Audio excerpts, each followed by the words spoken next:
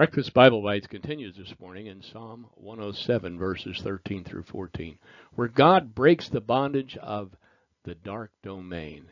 In this psalm, you will recall that the psalmist is writing about the fledgling nation made up of descendants of Jacob.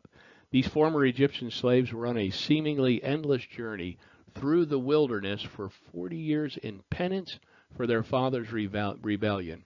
But God used the opportunity of their wandering to forge them into a cohesive unit, molding them into a godly nation that would serve as a light in this sin-dark world.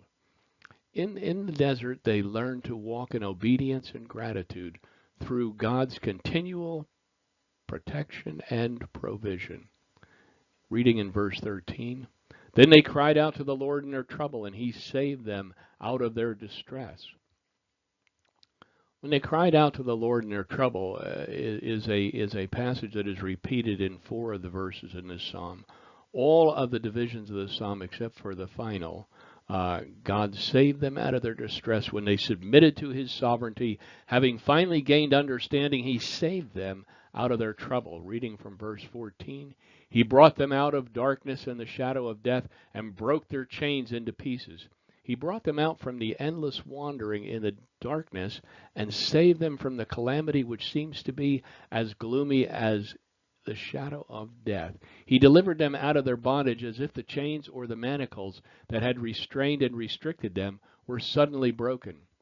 God, just as God has prepared Israel to be a light in the darkness, he does so for the Christian of our day. His presence was visible to them by the fire by night and the cloud by day. On this side of the cross, though, he prepares us as light bearers with his indwelling Holy Spirit. We read in John 14:16 through 17 about Jesus' promise. Jesus said, I will ask the Father, and he will give you another helper, that he may be with you forever.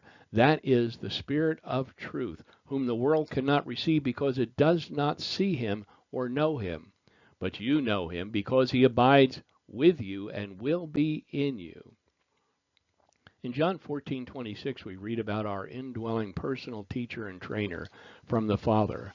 But the Counselor, the Holy Spirit, the Father will send him in my name, and he will teach you all things and remind you of everything I have told you.